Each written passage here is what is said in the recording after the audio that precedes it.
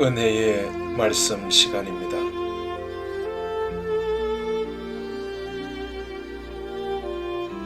오늘 우리에게 주시는 은혜의 말씀 제목은 오라입니다. 아침에 만나는 사람들에게 좋은 아침입니다 라고 인사합니다. 그 인사를 하는 사람도 그 인사를 받는 사람도 행복해집니다. 그런데 매일 아침이 항상 좋은 아침은 아닙니다. 자고 일어나면 매우 슬프고 매우 충격적인 뉴스를 접할 때도 있습니다. 미얀마 쿠데타 소식, 우크라이나 전쟁 소식, 미국의 총격 사건 소식, 이런저런 사건 사고 소식, 자연재앙 소식까지 줄줄이 들어옵니다. 특별히 전쟁이 일어난 곳에서는 많은 사람들이 긴 피난길에 오릅니다. 어린아이들을 데리고 먼 길을 떠나지만 가장 안전한 곳이 어디인지 모르는 채 많은 사람들이 불안한 마음을 가지고 걷습니다.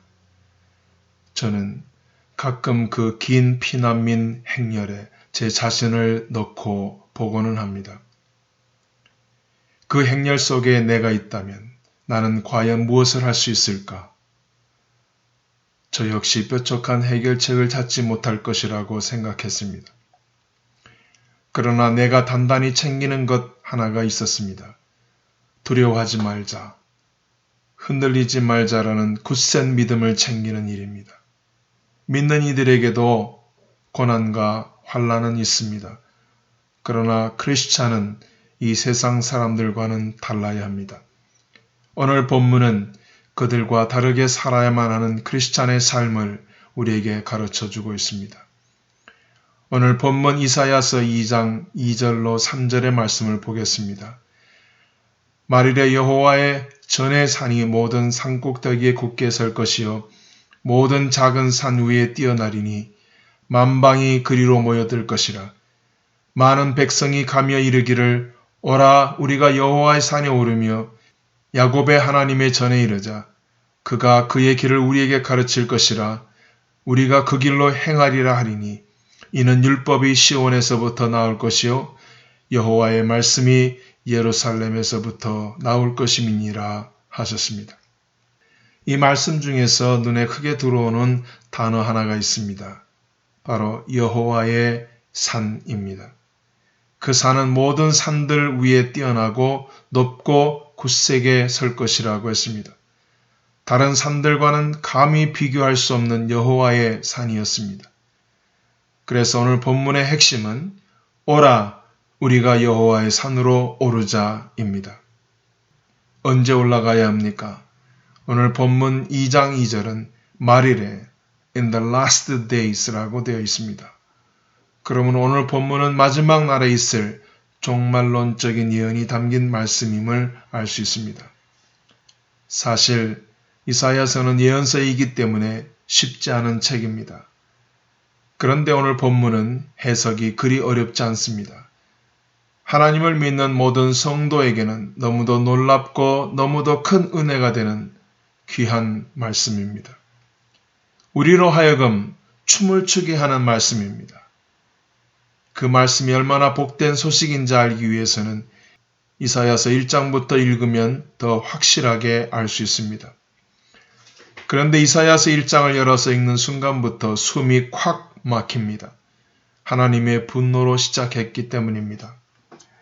하늘이여 들으라 땅이여 귀를 기울이라 여호와께서 말씀하시기를 내가 자식을 양육하였거늘 그들이 나를 거역하였도다. 소는 그 임자를 알고 나귀는 그 주인의 구유를 알건만은 이스라엘은 알지 못하고 나의 백성은 깨닫지 못하는도다 라고 하셨습니다. 패역한 이스라엘 위에 하나님의 무서운 진노가 내리게 될 것이라는 말씀으로 이사야서는 시작했던 것입니다. 이사야서 1장 7절 8절 말씀입니다. 너희의 땅은 황폐하였고 너희의 성읍은 불에 탔고 너희의 토지는 너희 목전에서 이방인들에게 삼켜졌으며 이방인에게 파괴됨같이 황폐되었고 딸 시혼은 포도원의 망대같이 참외밭의 원두막같이 애워싸인 성읍같이 겨우 남았도다 라고 했습니다. 이사야서 1장 24절도 함께 보겠습니다. 주 만군의 여호와 이스라엘의 전능자가 말씀하시되 슬프다. 내가 장차 내 대적에게 보응하여 내 마음을 편하게 하겠고 내 원수에게 보복하리라 라고 했습니다. 택함을 받은 백성이 하나님의 원수가 된 것입니다. 하나님은 그들에게 친히 보복하심으로 당신의 마음을 편하게 하시겠다고 하셨습니다. 얼마나 무서운 하나님의 진노이십니까? 이사야서 2장에서도 그 하나님의 진노는 계속 이어졌습니다. 이사야서 2장 17절에서 21절까지의 말씀입니다.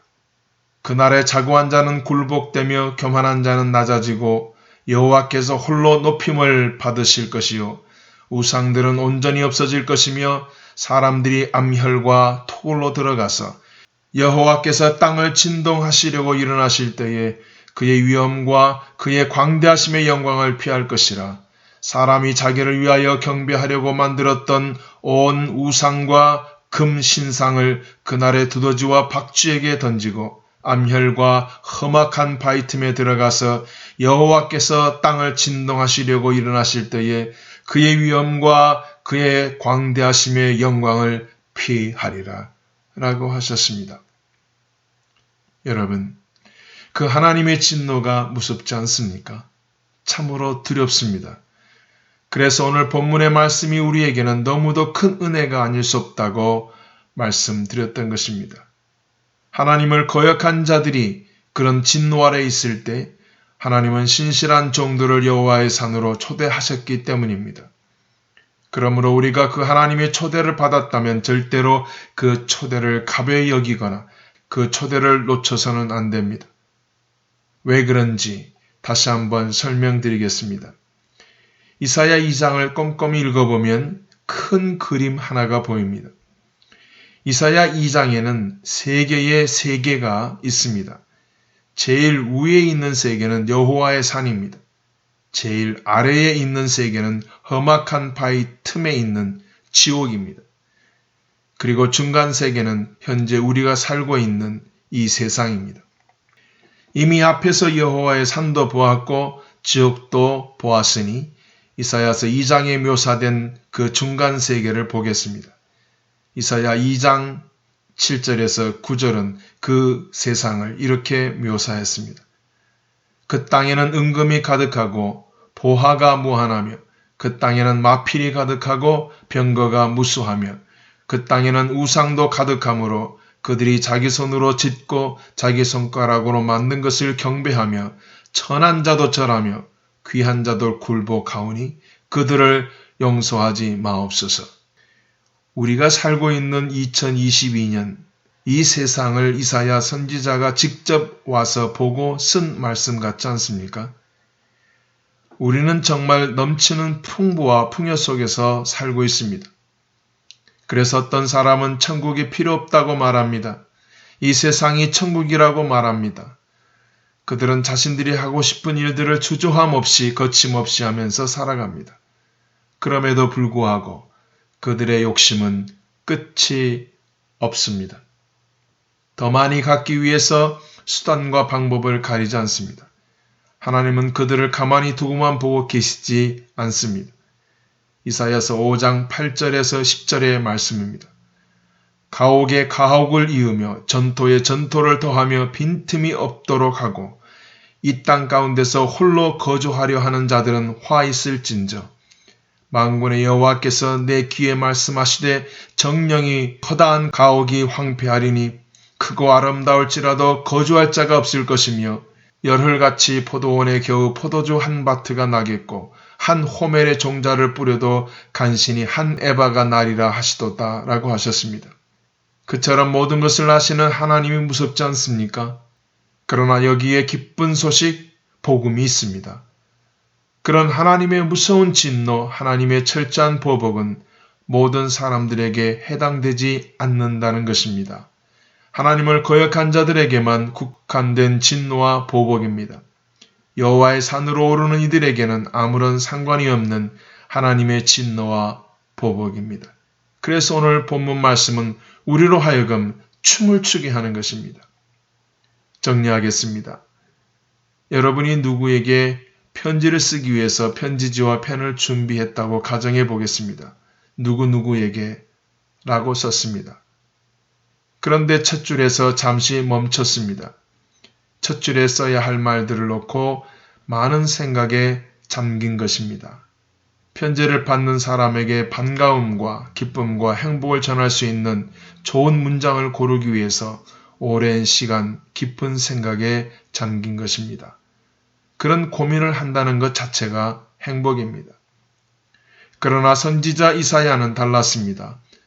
하나님께서 이사야에게 말씀하셨습니다. 준비되었느냐? 네, 하나님. 내가 내게 이르는 말을 그대로 받아서 쓰라. 알겠느냐? 네, 말씀하십시오. 그래서 하나님께서 말씀하셨습니다. 하늘이여 들으라, 땅이여 귀를 기울이라. 여호와께서 말씀하시기를 내가 자식을 양육하였거늘 그들이 나를 거역하였도다. 여러분 상상이 되십니까? 그 충격적인 말씀을 듣고 이사야는 붓을 든 채로 떨고 있었습니다. 도저히 받아 쓸 수 없는 첫 줄이었기 때문입니다. 이사야가 한 단어도 쓰지 못한 채 붓을 든 채로 얼마나 통곡했을까요? 하나님을 거역하고 하나님 앞에 패역한 짓을 행하는 사람들 때문에 그는 며칠 동안 통곡했을 것입니다. 그 슬픔을 이사야는 이렇게 기술했습니다. 이사야서 1장 5절에서 6절입니다. 너희가 어찌하여 매를 더 맞으려고 패역을 거듭하느냐?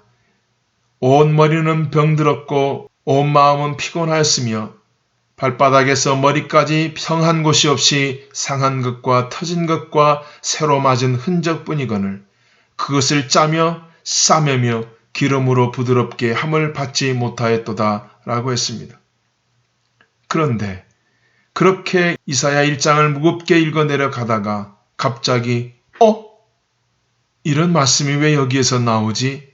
라고 하게 됩니다. 이사야 1장 18절입니다. 여호와께서 말씀하시되 오라 우리가 서로 변론하자.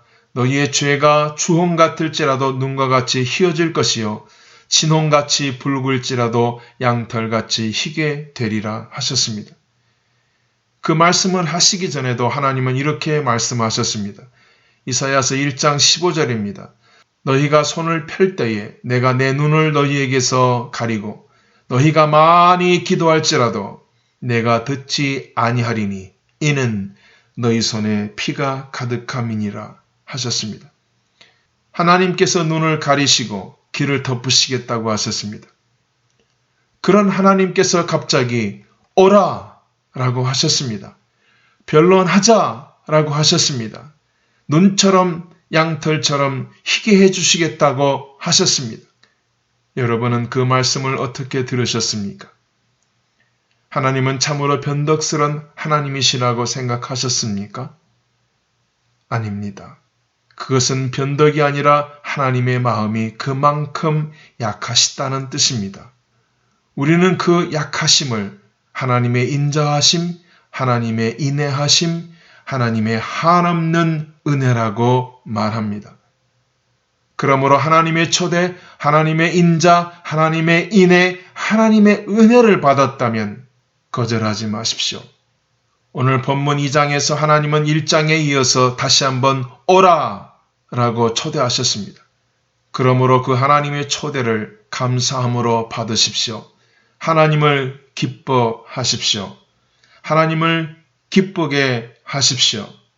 세상에 빠져서 살지 마십시오.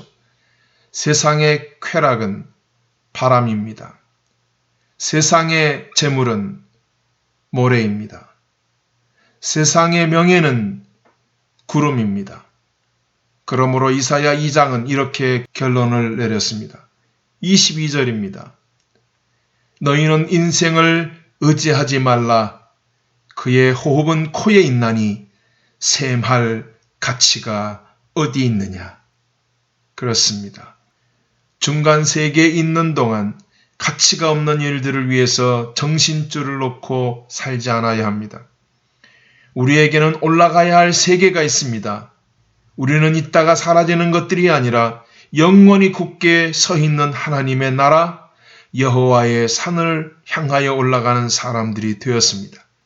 하나님은 오늘도 우리를 그 높은 산, 그 큰 산으로 초대하십니다. 오라, 우리가 서로 변론하자. 오라, 우리가 여호와의 산에 오르자. 아멘. 기도하겠습니다. 여호와 하나님 아버지, 아버지의 선하심과 인자하심이 영원하시며 저희들을 향하신 아버지의 그 크신 은혜와 사랑 또한 영원하심을 믿습니다. 마지막 시대 속에서 살아가는 저희에게 여호와의 산 저 높은 곳을 향하여 올라갈 수 있도록 불러주셔서 감사를 드립니다. 비록 패역한 이 세대 속에서 살고 있지만 악한 무리들과 섞이지 않게 하시고 그들과 타협하지 않게 하시고 그들과 다른 삶을 살 수 있도록 더 성결하고 더 강한 믿음을 주시옵소서. 오늘도 우리를 향하여 오라 말씀하시는 우리 주 예수 그리스도의 존귀하신 이름으로 기도합니다. 아멘.